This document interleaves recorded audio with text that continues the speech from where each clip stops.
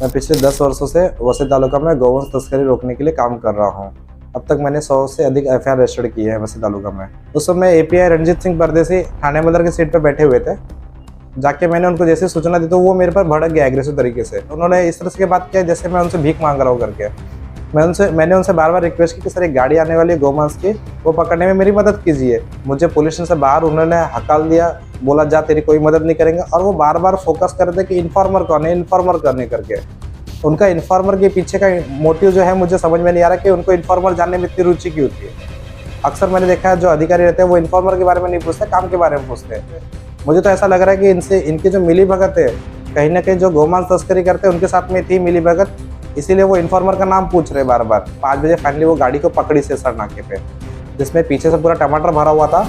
और टमाटर की जो कैरेट है वो निकालने के बाद में नीचे पूरा का पूरा मांस मिला। जो मेन मास्टरमाइंड है एक अनवर करके है, वो इसका मेन मास्टरमाइंड है। नमस्कार दोस्तों, मैं हूं शिवानी दुबे और आप देख रहे हैं मिरर ऑफ ट्रूथ। नाला सुपारा वसई विरार सुरक्षित हाथों में है, लेकिन इन्हीं सुरक्षित हाथों के नीचे कुछ आस्तीन के सांप बैठे हैं जो कि अपने ही मालिक को धोखा दे रहे हैं। आसान भाषा में समझिए, यहाँ पर सुरक्षित हाथों का मतलब है नाला सुपारा वसई विरार में उच्च तबके पर कार्यरत पुलिस अधिकारी, एसीपी, डीसीपी, पीआई लेवल के अधिकारी। और यहाँ पर आस्तीन के सांप का अर्थ है उनके नीचे की फौज। अब खाकी वर्दी का जितना घमंड इन उच्च तबके के अधिकारियों में नहीं है ना दोस्तों, उससे 4 गुना ज्यादा घमंड इनके नीचे की फौज में है। पुलिस कॉम के नीचे की फौज आम जनता से बात करने का तरीका तक भूल गई है। ऐसा इसीलिए कह रही हूँ क्योंकि अरनाला सागरी पुलिस स्टेशन अंतर्गत एपीआई के पद पर कार्यरत रणजीत सिंह परदेसी आम जनता से बात करने का ढंग तक भूल गए हैं। ये गौ तस्करी जैसे गंभीर मामले की जानकारी देने गए एक गौ रक्षक से पुलिस स्टेशन में किस तरीके से बात करते हैं, किस लहजे में बात करते हैं, वो तरीका, वो लहजा मैं अपने शब्दों में आपको नहीं बता सकती, लेकिन आपको सुना जरूर सकती हूँ। सबसे पहले आप ये क्लिप सुनिए, उसके बाद हम आगे की बात करते हैं। सर वो गाड़ी के लिए क्या करना है? रहना, खड़ा रहना कोई। मैं खुद खड़े रहो। हाँ, खुद खड़ा रहना। जैसे गाड़ी मेरे रुकना। अरे आएगा ना पुलिस वहाँ पे। तेरे दिल से चलेगा क्या? मेरे अकेले से गाड़ी कैसे? तेरे दिल से चलेगा? तुझे क्या मालूम और किसने बताया तुझे? बारों से सिरसड़ जाने वाला। किसने बताया तुझे? वो मेरे प्राइवेट इन्फॉर्मर है। प्राइवेट इन्फॉर्मर को लेके आया यहाँ पे। तेरे दिल से नहीं चलेगा। रहे वहाँ पे खड़ा रहे।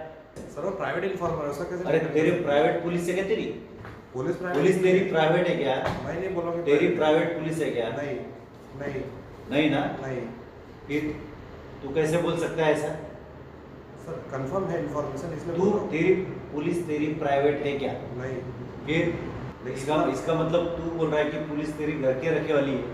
नहीं, मैं ऐसा क्या कर रहा हूँ? मुझे मेरा से पुलिस तेरी घर के रखे वाली है? सर मेरा क्लियरली इतना कहना है कि गाड़ी पारों से सिरसड़ जाने वाली है। हाँ, तो तुझे किसने तू बता रहा है ना प्राइवेट इन्फॉर्मर है। हाँ। पुलिस तेरी प्राइवेट है क्या? नहीं। तो यहाँ पे डिटेल्स बता मुझे। तो डिटेल बता रहा हूँ ना सर मैं। क्या बता रहा है डिटेल? गाड़ी पारों से सिसड़ कहाँ जाती से है। निकली? उससे तुझे किसने बताया वो बता। वो मेरा प्राइवेट इन्फॉर्मर है। तो पुलिस तेरी प्राइवेट नहीं है? मैं सर बोल भी नहीं रहा। तेरी प्राइवेट पुलिस नहीं है? मैं बोल भी चलाओ यहाँ से। प्राइवेट है। अब रणजीत सिंह परदेसी ने किस तरीके से एक गौरक्षक से बात की वो तो आपने सुना। दोस्तों, जब हम किसी बात की जानकारी एसीपी डीसीपी के पास लेकर जाते हैं ना, तो वो हमसे बड़े ही प्यार से बात करते हैं, हमें कार्रवाई करने का आश्वासन देते हैं। लेकिन रणजीत सिंह परदेसी जी के लहजे में तो कुछ और ही नजर आ रहा है। ये तो वही बात हो गई जैसे मानो चाय से ज्यादा केतली गर्म। आपको बताती हूँ कि आखिर ये पूरा मामला क्या है। वसई तालुका अंतर्गत बढ़ रहे गौ तस्करी के मामलों को रोकने का प्रयास लगातार गौरक्षक राजेश पाल द्वारा किया जा रहा है। उनके द्वारा कई गौ तस्करों पर मामला भी दर्ज करवाया गया है और कार्रवाई भी करवाई गई है। इसी क्रम में गौरक्षक को इंफॉर्मेशन मिलती है कि गाड़ी नंबर MH04LE 1955 में गौ मांस एक स्थान से दूसरे स्थान लेकर जाया जाने वाला है। जिसके बाद इस बात की जानकारी रात के 1:30 बजे गौरक्षक मांडवी पुलिस स्टेशन को देने पहुंचते हैं। उसी दरमियान क्योंकि पेट्रोलिंग का टाइम चल रहा होता है, तो अरनाला सागरी पुलिस स्टेशन में एपीआई के पद पर कार्यरत रणजीत सिंह परदेसी वहां पहले से ही मौजूद होते हैं। जब गौरक्षक एपीआई को इस बात की जानकारी देते हैं कि गौ तस्करी होने वाली है, तब एपीआई द्वारा किस तरीके से एक गौरक्षक के साथ व्यवहार किया गया वो आपने बखूबी सुना। एपीआई लगातार गौरक्षक से यही पूछते हैं कि उन्हें तस्करी की इंफॉर्मेशन किसने दी।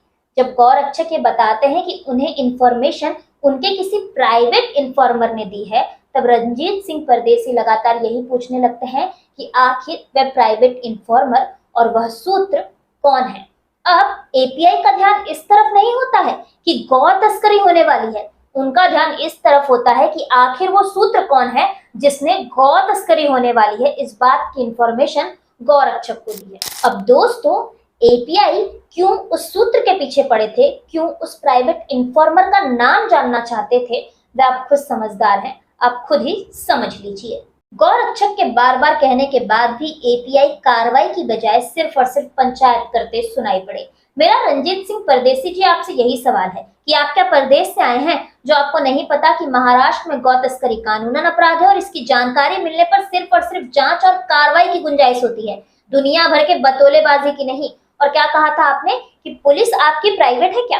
तो उस पर जवाब यह है कि जी माना पुलिस हमारी प्राइवेट नहीं है, लेकिन पुलिस हमारी जरूर है, पुलिस हमारी सुरक्षा के लिए है, ना कि हमसे दुर्व्यवहार करने के लिए। जानकारी के लिए आपको यह भी बता दूं कि जिस गाड़ी की इंफॉर्मेशन गौरक्षक आपको दे रहे थे ना, उसी गाड़ी में से गौमांस बरामद हुआ है। जी हाँ, गौ तस्कर बड़े ही चालाकी के साथ आगे सब्जी और पीछे गौमांस लेकर जा रहे थे। वरिष्ठ अधिकारियों के निर्देश के बाद माननीय पुलिस ने उस गाड़ी पर कार्रवाई भी की, उनमें 2 आरोपियों को गिरफ्तार भी किया और इस पूरे विषय में एफआईआर भी दर्ज की।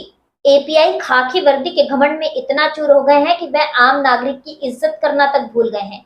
एक एपीआई के पद पर कार्यरत होकर आम नागरिक के साथ इस तरीके का बर्ताव आपत्तिजनक है और बिल्कुल बर्दाश्त के लायक नहीं है। इसीलिए मेरा वरिष्ठ अधिकारियों से हाथ जोड़कर विनम्र निवेदन है कि आपके नीचे की फौज में कार्यरत ऐसे अधिकारियों पर जरा ध्यान दें जो कि पुलिस में ही काम कर खुद पुलिस प्रशासन का ही नाम खराब कर रहे हैं। बहरहाल दोस्तों, आज की इस वीडियो में इतना ही। मैं शिवानी दुबे फिर मिलूंगी आपसे अगली खबर में। सच की आवाज को और बुलंद करने के लिए मेरे चैनल को सब्सक्राइब करना ना भूलें और वीडियो पसंद आने पर लाइक, कमेंट, शेयर जरूर करें। और साथ ही साथ पुलिस के इस रवैये पर आपकी क्या राय है हमें कमेंट बॉक्स में बताना ना भूलें। ऐसी ही और खबरें देखने के लिए बने रहे हमारे साथ और सब्सक्राइब करें मिरर ऑफ ट्रूथ। फेसबुक पर देख रहे हैं तो हमारे पेज को फॉलो करना ना भूलें। वीडियो पसंद आने पर लाइक, कमेंट, शेयर जरूर करें।